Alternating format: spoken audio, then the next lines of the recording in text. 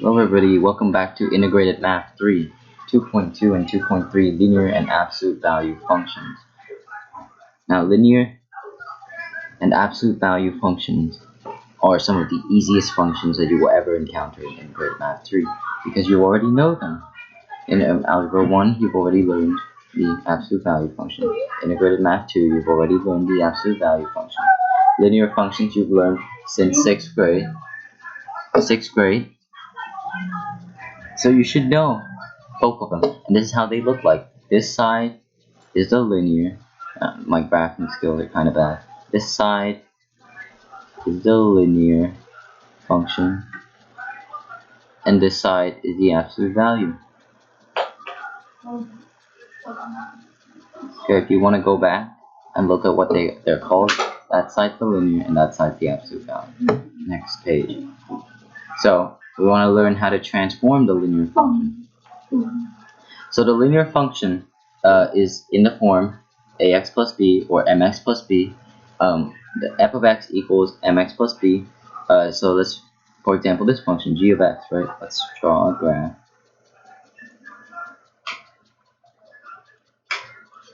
Okay, 2x plus 1, 2x plus 1. So the 1 is, I'm going to say about here. 2x, no, that's too steep. I'm going to say like that, right? 2x plus 1. That might be a little too steep, whatever. If you want to move it up or down, you have to move it by k steps. So k steps. So it's f of x plus k, not f of x plus k, f of x plus k. But in this situation, both f of x plus k and f of x plus k work. So if you add 5, so let's say 6 is right here. That's probably not a good idea. Probably not going to be an amazing drawing, but whatever. There you go. And you can see these are parallel.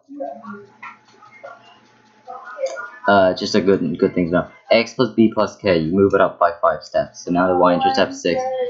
G of 2x. Now g of 2x, the vertical stretch. You know the vertical stretch analogy that I did last time. So if you want to vertically stretch something, you squeeze it this way. And if you want to vertically shrink something, you push it down in the other 2 ways. So if you want to vertical stretch this function, 2x is 4x.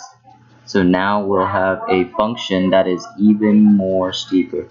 I'm not good at making steep lines.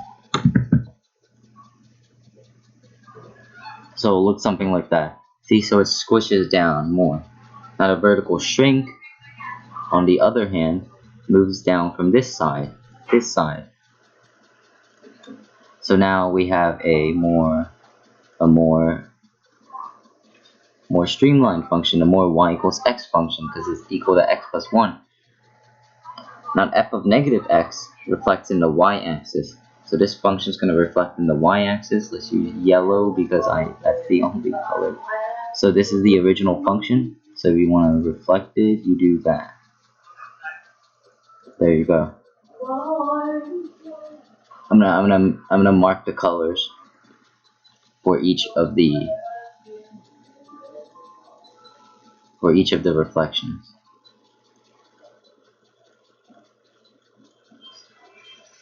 Okay.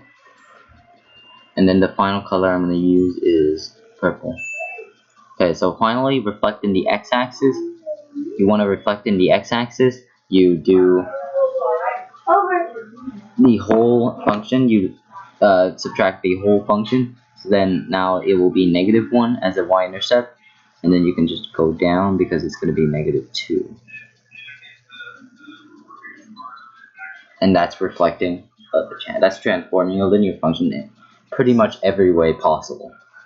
This graph might look a bit messy, but if you understand how to transform a linear function just by looking at this and then corresponding it into each of the graph's lines, then you should be fine for your class.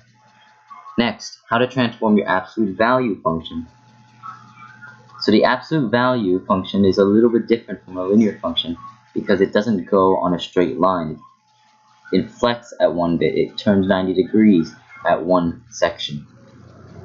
So in this case, the section is at 0, since the absolute value of 1, the absolute value of 1 is 1, the absolute value of negative 1 is 1. So any number higher than or lower than 0 will always have the same absolute value as the opposite number. Therefore, the inflection point's at 0. So this is the official, this is the original graph. I'm going to color code my graphs again. Let's do blue. Introduce a new color, orange. Purple for the final one. Green for the fourth one. Red for the third one. Yellow for the fourth one. Okay, so that's the original graph. Now let's say k equals 2. Okay, k equals 2. So k equals 2. K equals 2. Actually, let's do negative. K equals negative 2. So fx plus k, fx plus 2 equals x plus 2. So since k equals 2, we move up by 2 steps. If k was negative 2, we would have moved down 2 steps. So this would be like that. Notice how these two are parallel as well. They're both parallel. Now if you have f of x plus k, f of x plus k rather than fx plus k, see how I'm saying it? Fx plus k rather than f of x plus k, and they will move right and left instead of up and down. So in this case, k is negative 2.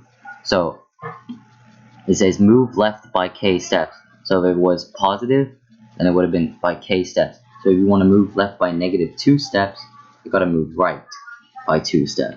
So to move right by 2 steps, you just do 1, 2 like that, and then it should kind of borderline with that line. It should kind of overlap that line, and there you go. That's your line. Now f of 2x. Now we have a vertical stretch. The analogy that I told you guys, I used the wrong color. Sorry. The analogy that I told you guys is vertical stretch. Is you are squishing the graph from the left and right, and you are squishing the graph from the left and right. You want to squish the graph from the left and the right to get kind of this graph right here, which is a more pushed in version. That's why it's called a vertical stretch, because you stretch it up more, and by stretching it up more, you push in the graph. Not a vertical shrink. Vertical shrink is you push down and you push up. So for this graph, you push down on this graph, and obviously this will kind of fall down a little bit. This will kind of fall down a little bit. This will kind of fall down a little bit. So then we have this graph. That looks kind of ugly, but whatever. Now f of negative x is a reflection in the y-axis. Now in this case, the reflection in the y-axis isn't really noticeable. So let's do it with a different graph. Okay, let's do it with this orange graph right here. Orange graph, f of x is equal to x minus 2.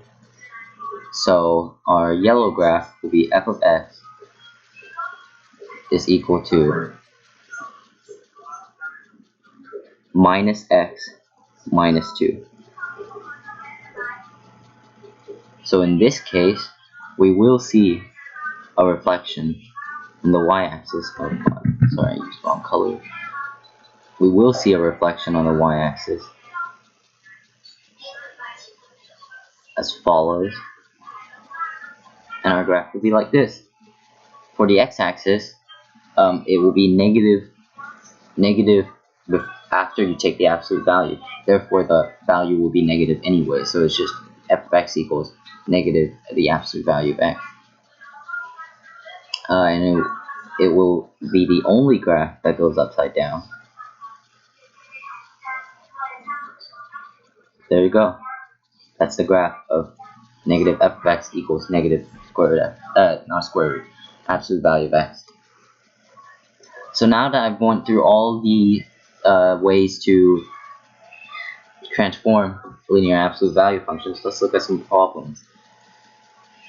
Let's go back to the black pen, keep going. Okay, number 9, modeling with mathematics. 2 newspapers charge a fee for placing advertisement in the paper plus a fee based on the number of lines in the advertisement. The table shows the total cost of different lines of advertisement in the Daily Times. Total cost in Y dollars for the advertisement that is X lines long at the Greenville Journal is represented by the equation Y equals 2x plus 20. So Greenville is Y equals, okay, that was ugly, 2x plus 20. Which newspaper charges less per line? How many lines must be in an advertisement for the total cost to be the same? Okay, so Daily Times is the next one, and we want to find the equation for Daily Times. So we could use a few ways. There's a slope intercept form. There's a point slope form, or there's the graphing. Or you could also use the standard form, but that's not a form that you should use for this problem. So we're just going to use the slope intercept form, which is y equals mx plus b. Y equals mx plus b. Now how do you find the slope? To find the slope is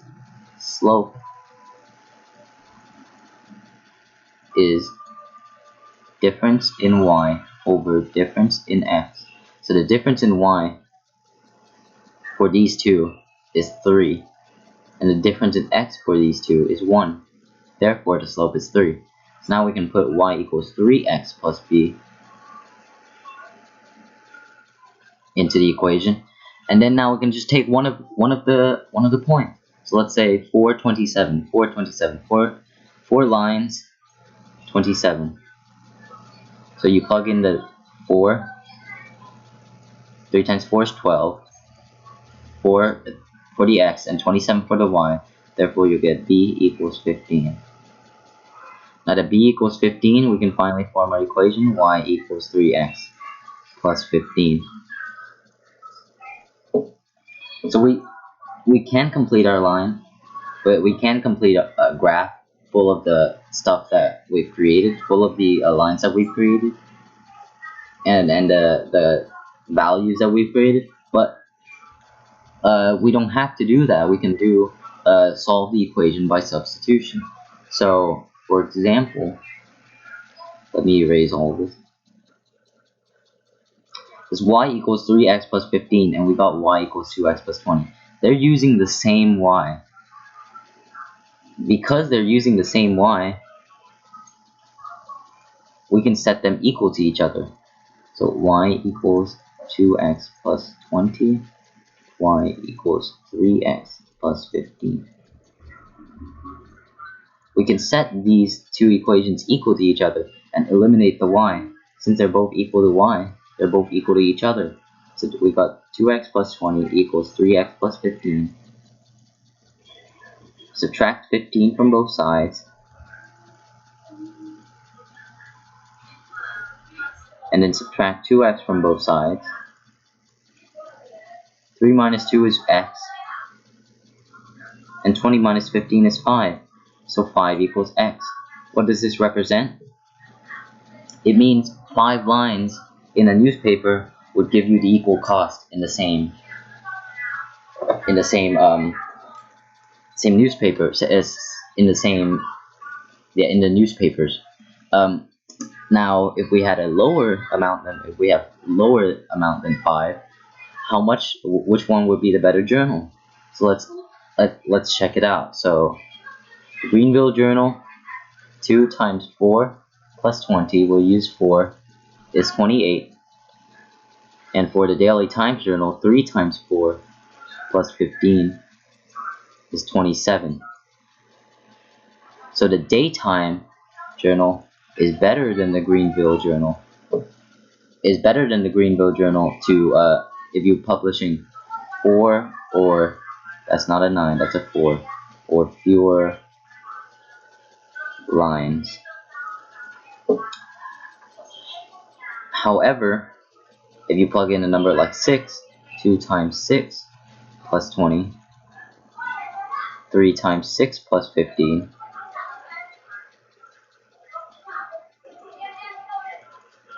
you'll get $32 for the Greenville Journal, and then $33 for the Daily Times Journal. So then the Greenville Journal is better than the Daily Times Journal for 6 plus lines. And that's it. Next question, another modeling with mathematics question. The table shows the number of tickets sold for a concert when different prices are changed. Write an equation of the line of fit for the data. Does it seem reasonable to use your model to predict the number of tickets sold when the ticket price is $85? Explain. Okay, so we want to find a line of best fit. We want to find a line of best fit for the equation. And the line of best fit is a little hard to find if you don't have the calculator. The line of best fit is a little hard to find, but we'll try to find the line of best fit anyways. So we'll find certain slopes and we'll try to average them, and if we see an outlier, then we will eliminate that. So therefore, we're going to try to find the slope of this, the slope of this, and the slope of this. So the first two. The slope of the first two is no, that's not right. The slope of the first two is 450. Let's just erase that. 450 minus 423 over 17 minus 20, which is 27 over 3 over negative 3, which is negative 9. So it's negative 9 tickets sold, negative 9 tickets sold every single time the price is raised by $1. Now let's do the next two. So 20. No, keep getting the order wrong. 423 minus 400 over 22 minus 20. No, 20 minus 22, which will give you 23 over negative 2, which is about negative 11.5. Negative 11.5, which is pretty close to negative 9. Finally, we got 26 minus 20. 400 minus 395 over 22 minus 26, which gives you negative 5 and 5 over negative 4, which is about 1.25. About 1. Since it's about 1, okay, it's about 1. This is about negative 11.5. About negative 1, negative 1. So these two numbers are really far away from each other. But these two numbers aren't as far away from each other. Therefore, we'll use these two numbers, and the average of these two numbers is about negative 10.25. You can get negative 9 plus negative 11.5. So it's negative 20.5, and then you can erase. Yeah, you can divide them by 2. You'll get negative 10.25.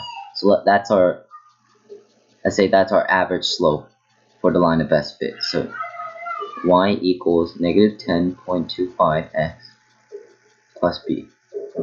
So now we can just take one of the random points, and don't take one of the points where an outlier has occurred. So take the 17,450 or 2423. I'm going to take the 20 and the 423.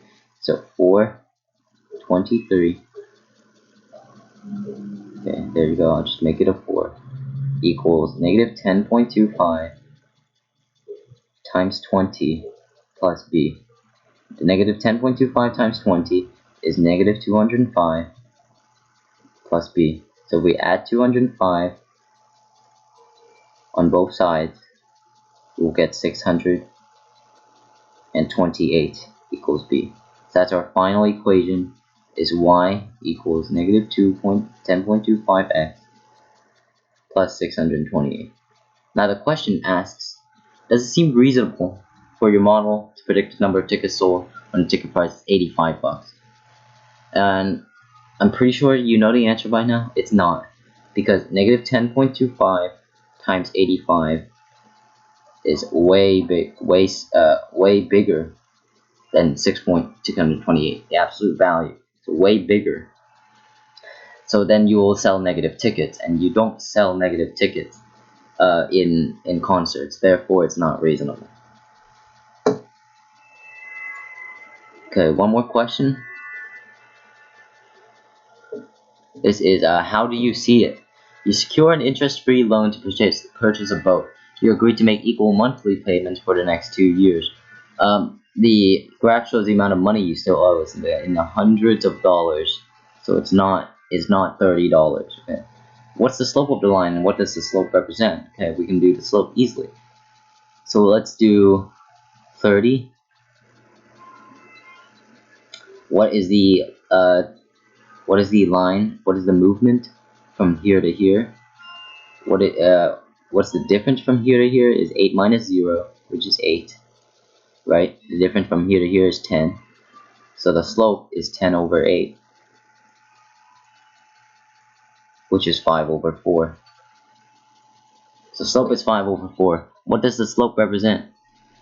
5 over 4. So let's think about it. The loan balance is hundreds of dollars. So let's say it's 1,000. Okay, so we'll have 500 over 4. So we can simplify 500 over 4 to 125. So then the actual slope is 125. So the slope of the line represents the amount of dollars that you need to pay each month, because times in months. So the slope of the line represents the amount of dollars that you have to pay each month. Now what's the domain and the range of the function? And what does each represent? So the domain and the range of the function is the domain is the x value. So x is a part of, and then the range is the y value. Y is a part of, or you can just do y is smaller than or equal to, x is smaller than or equal to.